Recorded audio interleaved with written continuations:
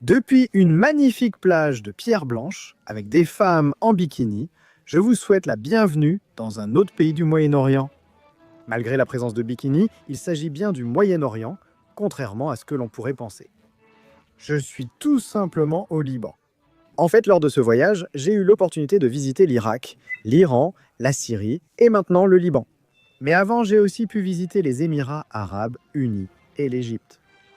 Et aucun des pays que j'ai mentionnés précédemment n'a la moindre ressemblance avec celui-ci. Je suis totalement surpris et je suis arrivé hier soir. Aujourd'hui, cela fait 2 heures que je parcours ce pays, qui est très petit d'ailleurs, donc en quelques minutes, on peut passer de la mer à la montagne, puis à la ville. On peut tout faire ici et c'est ce que je vais essayer de faire. Je n'avais pas prévu de venir dans ce pays, c'est pour ça que je ne vais rester que 2 jours, mais je vais quand même bien en profiter. Des abonnés vénézuéliens m'ont contacté qui vivent ici et m'ont dit « Écoute, je vais te faire découvrir le meilleur de mon pays en un minimum de temps. » Des communautés libanaises ont déménagé au Venezuela il y a longtemps et, à cause de la situation là-bas, sont revenus au Liban. Alors préparez-vous voyageurs et accompagnez-moi dans ce voyage à travers ce petit pays du Moyen-Orient.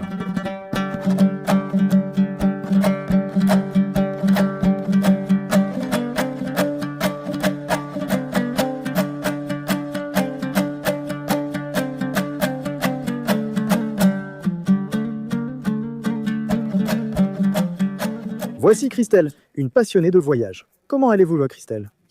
Super. Et toi, Emmanuel, comment vas-tu? Je suis ravie de t'avoir ici au Liban. Merci vraiment de m'avoir écrit et d'avoir accepté de nous faire cette visite. Depuis combien de temps vis-tu ici au Liban ? Mais ça fait presque 15 ans ici au Liban. Mais je suis née au Venezuela et mes parents sont libanais. Et qu'est-ce qui vous a motivé à venir au Liban après, il y a 15 ans ?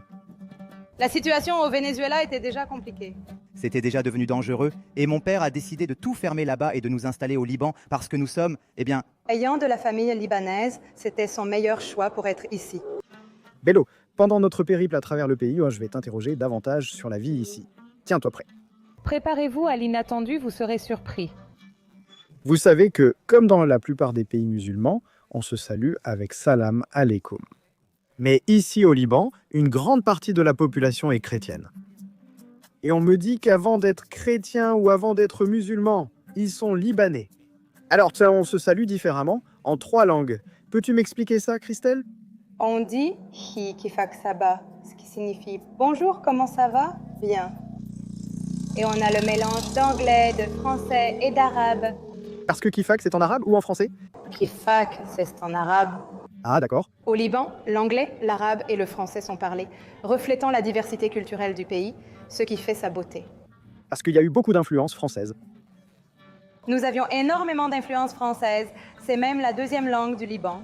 Donc c'est une langue très présente et c'est une influence très forte. Et l'anglais alors ? Est-ce qu'ils le parlent aussi ? L'anglais aussi, mais moins que le français. La quantité d'influences françaises chez nous te surprendrait. C'est incroyable, continuons la visite.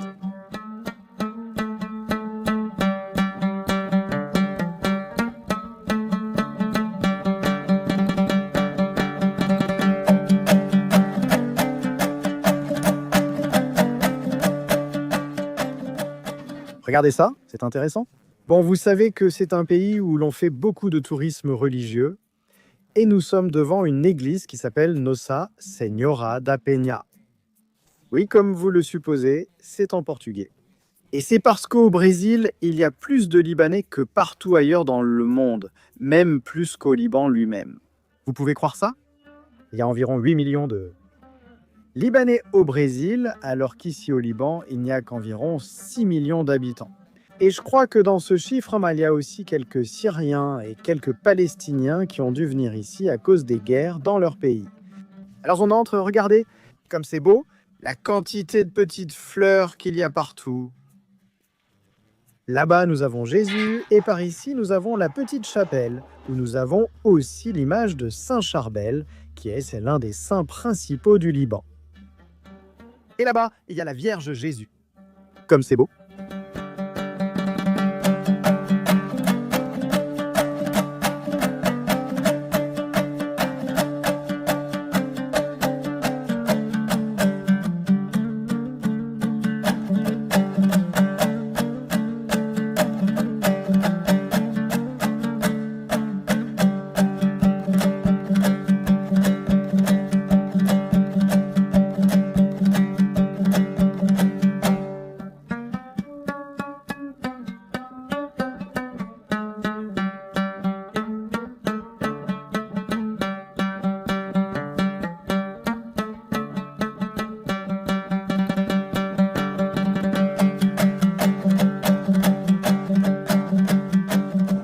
Je viens de sortir d'un musée de fossiles qui m'a vraiment surpris, parce qu'il y a des pierres qu'il recueillait dans les montagnes d'ici, au Liban.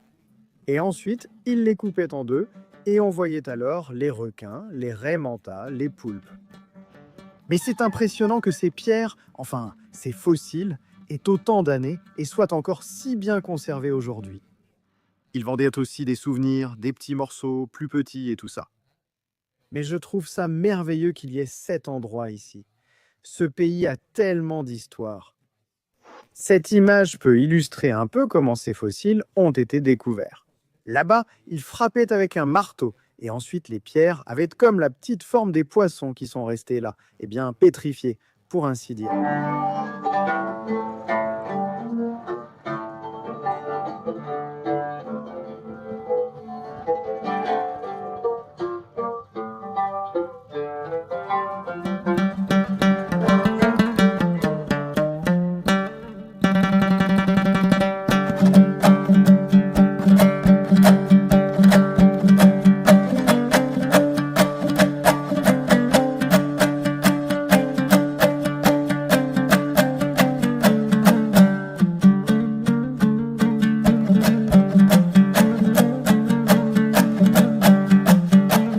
Au milieu de l'autoroute, il y a ces petits kiosques ambulants qui en arabe s'appellent nawiln, et en espagnol, la traduction littérale serait « passe-le-moi ».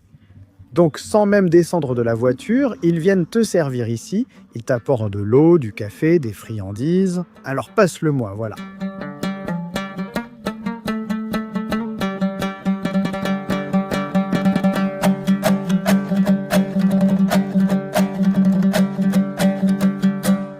Chris, où m'as-tu emmené cette fois, Alès? Je t'ai emmené au meilleur endroit de douceur arabe du monde entier, pas seulement du Liban. D'accord. Nous allons goûter quelques petites choses que tu vas sûrement adorer et je vais te montrer tout le processus en cuisine. Et goûter aussi quelques plats typiques de cette région du Liban qui est une ville très connue pour sa gastronomie. Comment ça s'appelle? El Khalé.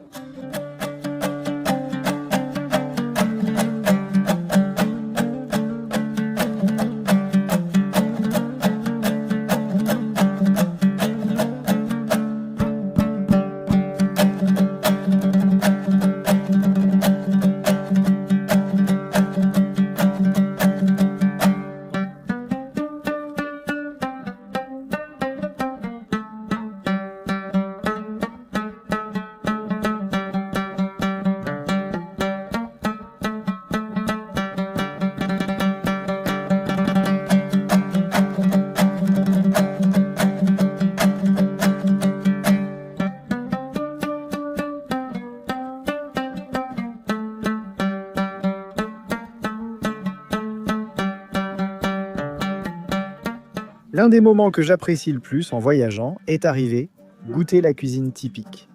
En plus, vous savez que je suis vraiment fan de la cuisine arabe. Là, on va goûter une sorte de variation de...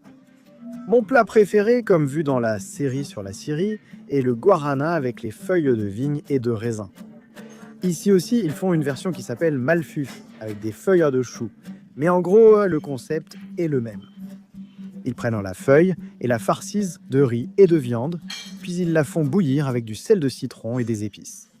C'est vraiment délicieux. On va goûter le malfuf, regardez-le ici. Un petit rouleau. C'est vraiment bon. Et en plus, regardez les petits morceaux de viande. Regardez comme c'est tendre. Avec la fourchette, ça se défait. Je pourrais me consacrer uniquement à faire des vidéos de cuisine, car c'est vraiment divin. Vous ne savez pas à quel point j'apprécie ça. Goûtez la cuisine typique. Une autre chose qui vient de nous arriver, ce sont comme des pizzas de viande arabes qui sont super traditionnelles. Et ici, nous avons les deux versions.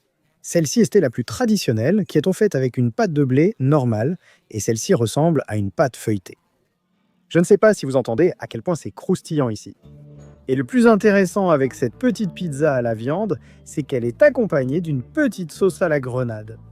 Regardez-la, ici, on va la verser dessus et ça se mange avec les mains, j'imagine, ou avec des couverts. Bon, on va la goûter comme ça.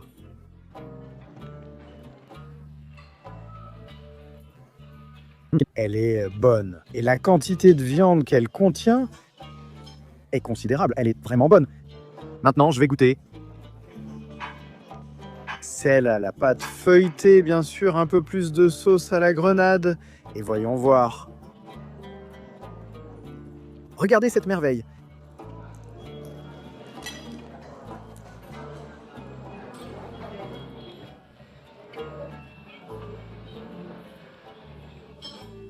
C'est 10 sur 10.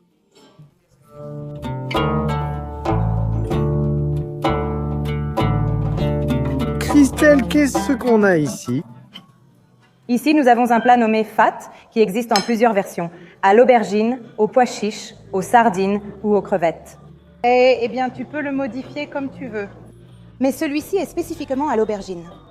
Et c'est un plat qui se compose de yaourt, de pignons de pain, D'huile, d'ail. et évidemment d'aubergine, le plus important. Alors essayez-nous et donnez-nous votre avis. Ça a l'air... Enfin, j'en ai déjà l'eau à la bouche, mais...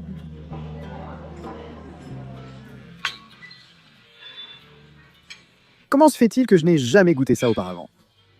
C'est un plat que tout le monde ne connaît pas. Je viens d'une famille arabe et j'ai déjà goûté tout ce que vous voyez ici, que ce soit les pizzas, le garani, le malfuf ou le kibbeh. Je n'avais jamais goûté toutes ces crèmes. Le houmous, le baba ganoush, le muhammara, que j'avais déjà goûté et que je fais même, mais le fater, ça c'était nouveau pour moi. Tu m'as dit? Fateh! Non, non, mon Dieu. Et tu peux l'accompagner avec un peu de pain, comme une trempette, et c'est délicieux. On va essayer avec un petit morceau de pain. Voyons voir ce que ça donne. On va faire ici, comme un mini sandwich, ici faté, un peu de pain et on goûte.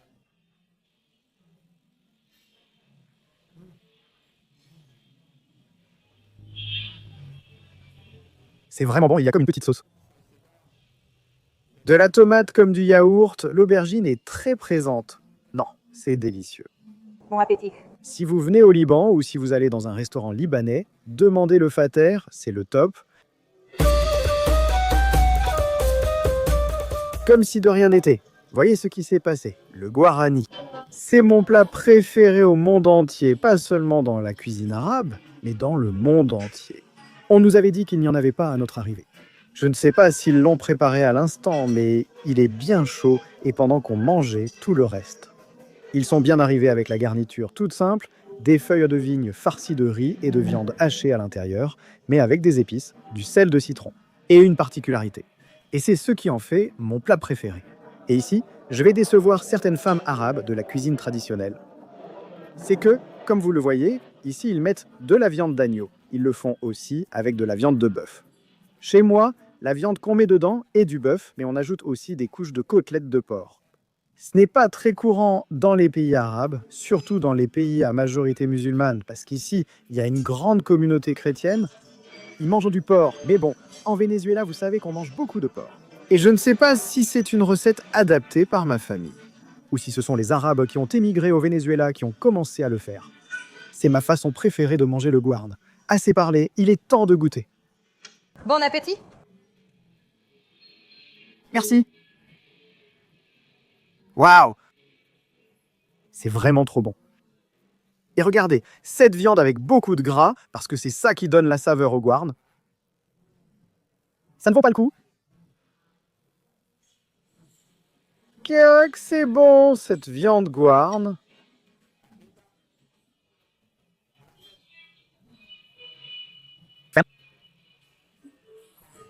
Ils ne veulent pas nous donner l'addition. Ils nous invitent. Mais ils ont apporté trop de nourriture. Trop de nourriture. Mais c'est ça, la gentillesse et la générosité des Libanais.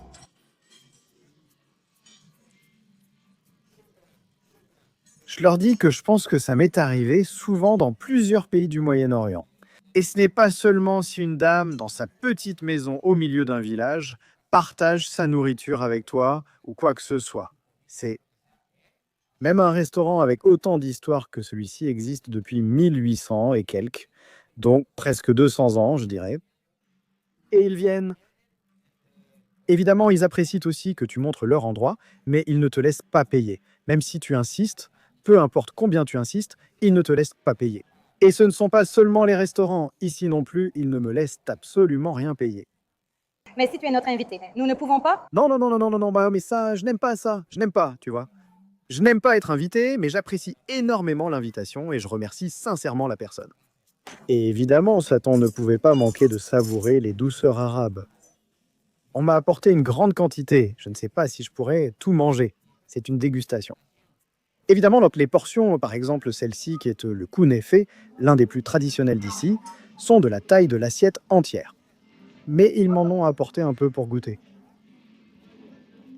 C'est comme une petite pâtisserie sucrée sur laquelle ils mettent de la pistache et à l'intérieur, il y a soit du fromage, soit une crème appelée ashta. Et cette crème, eh bien, c'est la plus célèbre ici à Tripoli.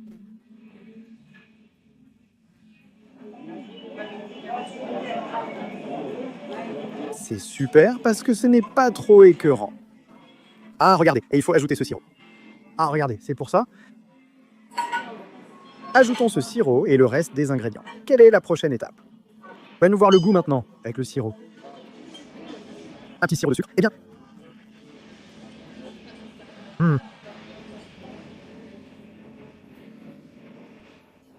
Ça a changé, c'est devenu plus doux, évidemment. Mais c'est toujours aussi spectaculaire. Goûtons maintenant celui-ci avec beaucoup de pistache. J'ai préféré celui à la pistache au traditionnel avec sa saveur plus intense. Je ne sais plus quoi choisir, essayons un baklava traditionnel. Ici, on me dit qu'à la différence de la Turquie, en Turquie, ils mettent du miel sur les baklavas quand ils les préparent, alors qu'ici, ils mettent un sirop de sucre. Le jeune homme m'a dit que ce n'était pas le plus sain, mais un peu plus léger. Moins sucré qu'en Turquie, on verra bien. Et en effet, c'est divin. Moins sucré. Mais bon, rien de sain, évidemment. Voyons voir ce que ça donne. C'est exactement ce que nous étions en train de voir, qu'ils étaient en train de nous préparer là-bas, à l'intérieur.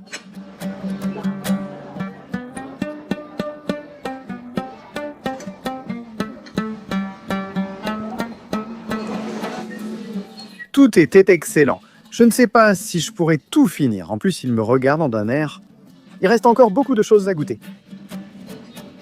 Mais j'aime la gastronomie arabe. Je pense qu'il est temps de continuer à explorer le Liban.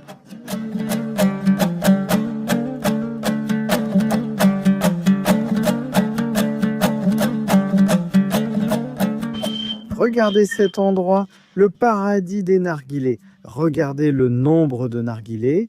Bonjour, waouh! C'est le Disney des Arabes.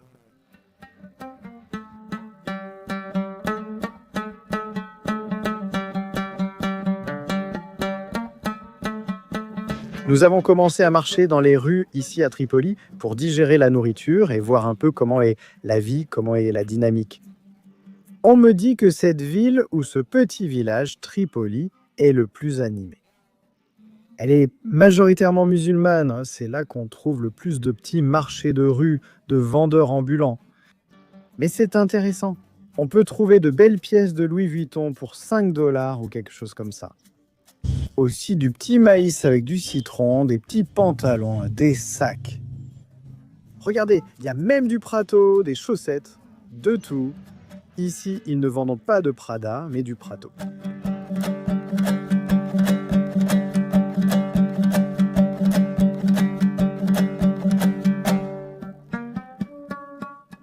J'ai déjà vu plusieurs bijouteries ici. On m'avait dit que l'or est plus abordable au Liban que pratiquement dans n'importe quel autre pays du monde. Et corrigez-moi si je me trompe dans les commentaires ci-dessous. Dieu merci, Valérie n'est pas venue pour ce voyage, parce que sinon nous serions revenus avec un solde négatif. Non, je plaisante, je plaisante. J'aurais adoré qu'il vienne, mais bon, on va voir si on peut lui trouver quelque chose. Bon, beau et pas cher, mon frère.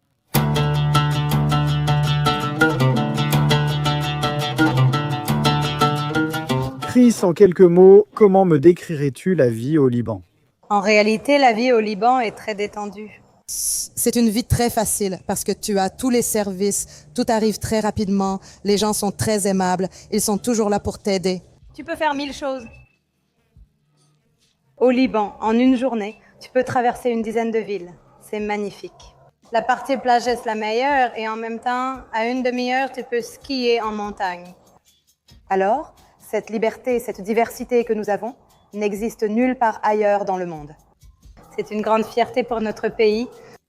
Et bien sûr, le mélange des cultures, le mélange des gens, la nourriture, évidemment, tout.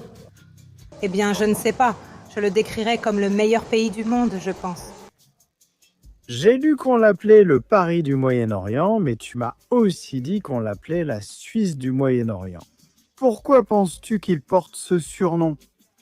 Bien sûr, et bien pour notre modernité et en fait, comme je te l'ai dit, pour la diversité des cultures. Donc, nous avons beaucoup de chrétiens, mais nous avons aussi beaucoup de musulmans. Mais ce mélange, cette combinaison fait que le pays est très développé, très civilisé et très moderne. C'est pour cela qu'on l'appelle la Suisse du Moyen-Orient. Et oui, la diversité culturelle et religieuse est tellement grande qu'aujourd'hui, on trouve 18 sectes religieuses dans ce pays. En fait, il est écrit dans la Constitution que le président doit être chrétien maronite. Le Premier ministre doit être musulman sunnite et ensuite le chef du Parlement doit être musulman chiite. De même qu'il existe un consensus entre ce qui, dans nos pays, seraient les différents partis politiques, ici, évidemment, la religion influence beaucoup la politique. Et pour que tout le monde soit d'accord, pour que chacun ait un vote, pour que chacun ait un peu d'opinion, voilà les 3 principaux. Mais si vous me demandez, et les 15 autres sectes, après les 3 que je viens de mentionner, eux aussi ont des postes dans le gouvernement, mais bon, des postes mineurs. Également car ce sont des minorités religieuses dans le pays. Mais pour qu'on tienne compte de leur opinion, waouh! Un bain turc depuis 1023, c'est-à-dire il y a plus de 1000 ans.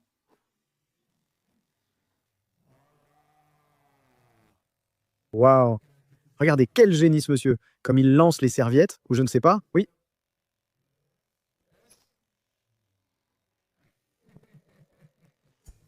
Nous vous avons déjà montré cette expérience quand nous étions en Turquie. Mais en gros, on s'assoit et on se détend pendant que vient une autre personne vient te laver en te frottant vigoureusement jusqu'à t'enlever. Je crois que toute la couche de graisse naturelle que la peau a, eh bien, il te l'enlève complètement. Et c'est un peu... Le bain est intense, mais c'est une expérience différente, amusante. Ici, ils nous ont laissé entrer dans ce qu'est le bain turc en tant que tel. Là-bas, on t'allonge et te masse, puis tu t'assois ici. Et avec toute cette eau et cette petite bassine, il te jette de l'eau, mais vraiment fort, et puis il te frotte. Regardez comme c'est joli cette partie-là en haut et tout. Ce bain a comme une vapeur qui vient du sol, et c'est, disons, comme un sauna à vapeur. Regardez, tu t'assois juste ici. Je pense que la caméra va bientôt s'embuer à tout moment. Et il y avait comme une station pour chaque personne, et dans le même bain, ils peuvent en laver 10, 15 personnes en même temps.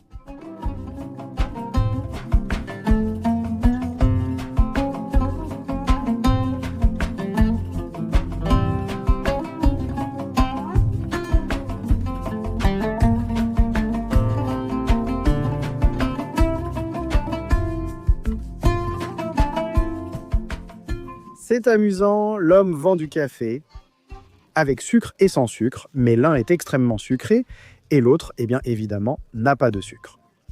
Alors il te demande si tu le veux sucré, moyennement sucré ou sans sucre. Si tu le demandes moyennement sucré, il mélange la moitié de chacun. Comme dans ce cas. Là, c'est moyennement sucré, avec un peu d'amertume. Voyons ce que ça donne.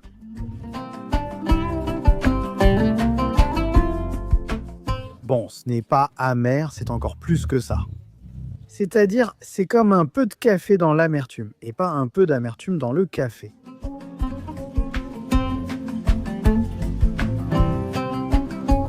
Et ici, regardez les calmars, les petits poissons les plus pêchés par ici. À 50 mètres, dans l'autre allée, nous sommes au marché de l'or. D'ailleurs, un fait curieux, c'est que la majorité de l'or au Liban est de 21 carats. Pas 18 ou 24 comme je le connaissais avant, mais bien 21. Ici, vous trouvez fruits, légumes, viande et poissons.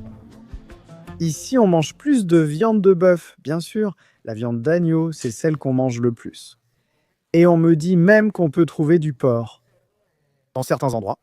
pas dans ce quartier, qui est musulman, mais oui à Beyrouth. Les petites crevettes, la petite sardine, le saumon, ici ils ont le pain arabe. On peut continuer? Je me sens comme à Katia, avec des motos qui circulent dans tous les sens. Plus tôt, un gars faisait des roues arrière par là. Regardez les voitures et les gens. Il fait des roues arrière là-bas. C'est assez exotique pour être une zone musulmane en particulier, mais bon, à la maison, tout est permis. C'est dans la rue que, dans cette religion, il faut être bien couvert. C'est comme un petit pain avec du fromage, non? Avec du fromage et du sésame. Et là, il y a un petit grill au charbon, juste un peu de charbon pour que ça prenne. De la chaleur, et bien sûr, il y a comme un petit couvercle qui sert de plaque pour l'aplatir.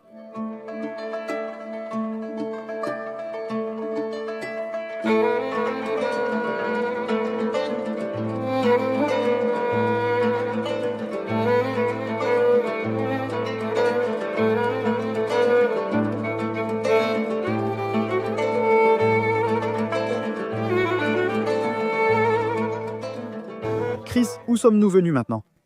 En ce moment, nous sommes à Batran, qui est une ville côtière. Elle est très connue pour ses plages, ses restaurants, pour cette authenticité. Les rues sont à la fois très anciennes et bien entretenues, leur donnant une touche moderne. Connue pour le shopping, la nourriture, les plages et les resorts balnéaires. Et en ce moment, c'est aussi très à la mode pour faire la fête.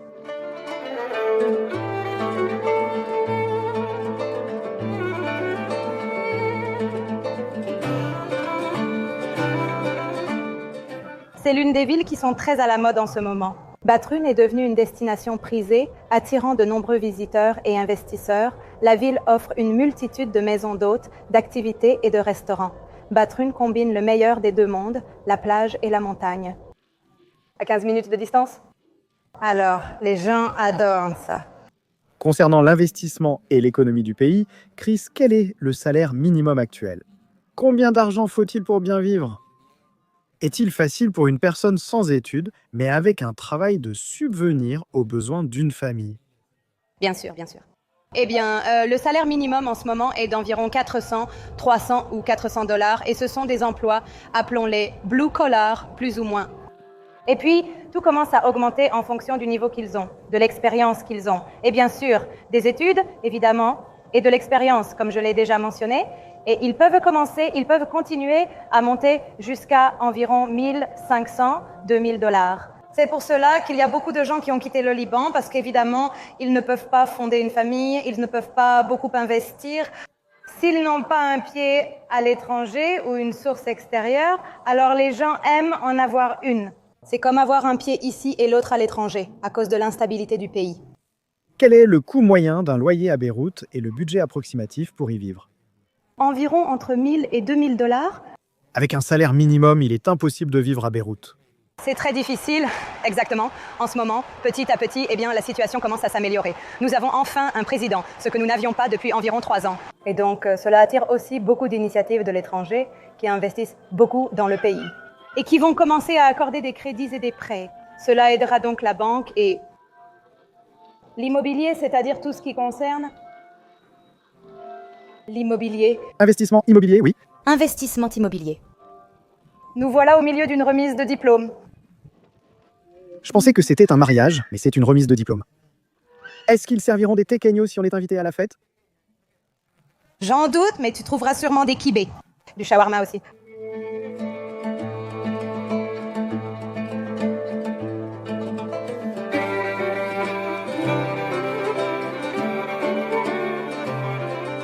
Chris, parlons toujours d'argent. Quel loyer pourrait-on payer, éventuellement en dehors de Beyrouth? Pour une location hors de Beyrouth, le prix peut baisser à environ 800 dollars, mais c'est presque uniquement pour une chambre. Donc ça reste quand même très difficile. Une chose que tu dois savoir sur le Liban, c'est que beaucoup de gens ont des maisons qui appartiennent aux grands-parents, aux parents, et tout cela reste dans la famille. Donc ça aide beaucoup les personnes qui n'ont pas encore de maison, mais dont la famille en possède une. Et pour la nourriture, à peu près combien dépenserait-on? Pour la nourriture, Eh bien, pour le supermarché, je pense que tu peux bien t'en sortir avec environ 400 $ par mois uniquement pour le supermarché. Bien sûr, en éliminant certains éléments luxueux, le coût peut être réduit. Et pour les restaurants et ce genre de choses, là, tu dois augmenter un peu plus le budget, mais tu peux dépenser environ 600 à 800 $ dans les restaurants et les bars. C'est tout. Chris, tu viens de me mentionner qu'ils sont restés 3 ans sans président. Peux-tu m'expliquer un peu plus à ce sujet? Bien sûr, vu que la situation du pays est un peu mauvaise. Ici, le président est choisi par le Parlement qui doit atteindre un quorum ou prendre une décision unanime. Pour que nous puissions avoir un président, évidemment aussi sous la pression de l'extérieur. Cette année, grâce à Dieu, ils sont parvenus à un accord. Nous avons déjà un président et nous constatons de nombreuses améliorations pour cette année. Grâce à Dieu, si Dieu le veut. Amen, amen.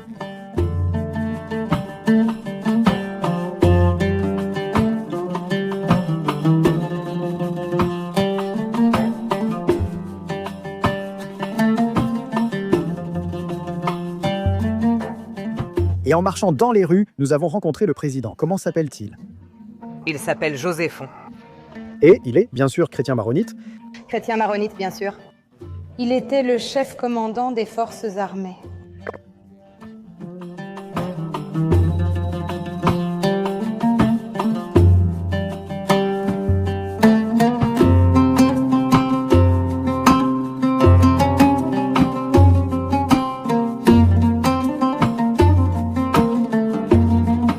Regardez cette petite plaque qui se trouve sur l'un des murs de la place, où il y a une photo d'avant et d'après. Attention, en fait, c'est encore plus beau que ce après, parce que, comme vous pouvez le voir, il y a des petites tables, plus de fleurs, des arbres, et ce petit quartier s'appelle la diaspora. En gros, ce sont des familles libanaises qui ont émigré et vécu à l'étranger. Aujourd'hui, ils ont contribué à la reconstruction de ce quartier. Il faut donc dire des Libanais, des Russes, des Américains, etc.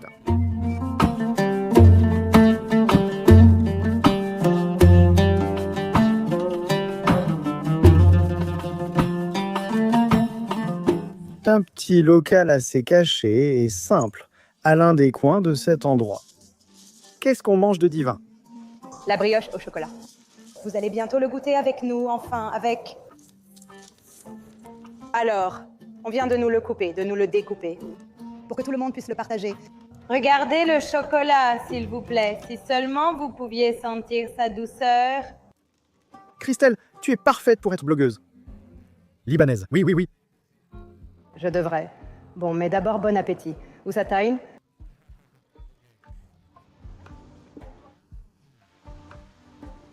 C'est bien moelleux, vraiment, vraiment très tendre. Et ce n'est pas trop écœurant, c'est divin. Il a comme le chocolat parfait. Ça me fait un peu penser à un panettone, mais évidemment, c'est plus sucré et chaud. Ce n'est pas froid, c'est à température ambiante, comme le panettone, mais c'est divin. Bon appétit, Saïtan.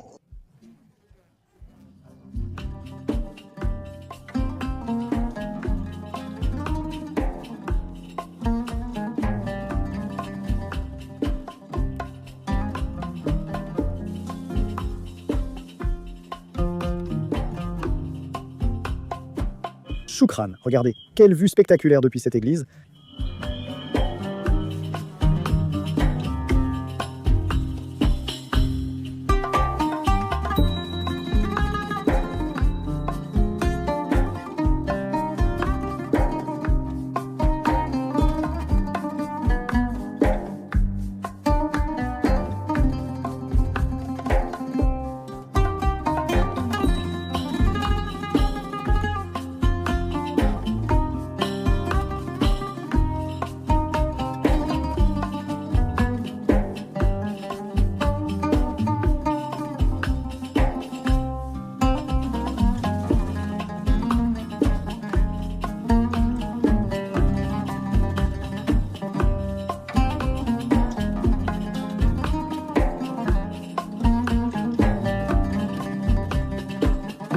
Je dois admettre que je suis vraiment surpris par la beauté du Liban. Je m'attendais déjà à ce que ce soit un pays spectaculaire.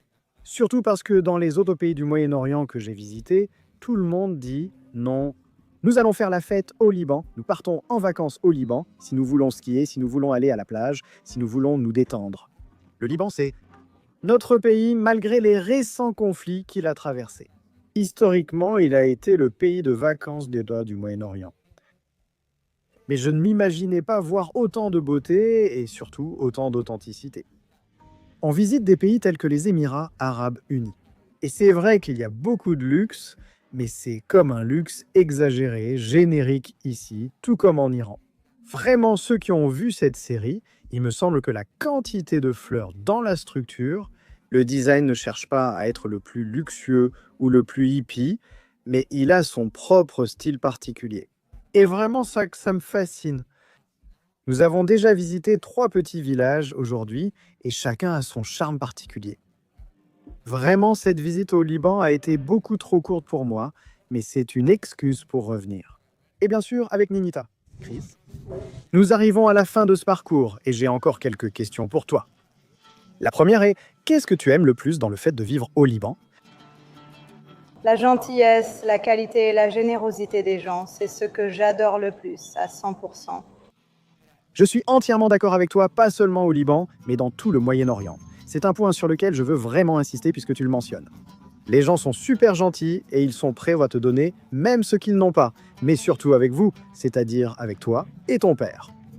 La gentillesse des Libanais se mélange avec celle des Vénézuéliens. Et vraiment, c'est, regardez, un mélange merveilleux. Merci beaucoup pour la visite et pour tout ce que vous m'avez fait découvrir aujourd'hui. C'était impossible sans vous. Non, bien sûr que non. Et vraiment, j'apprécie cela énormément. Maintenant, y a-t-il quelque chose que tu n'aimes pas ou que tu changerais dans la vie au Liban?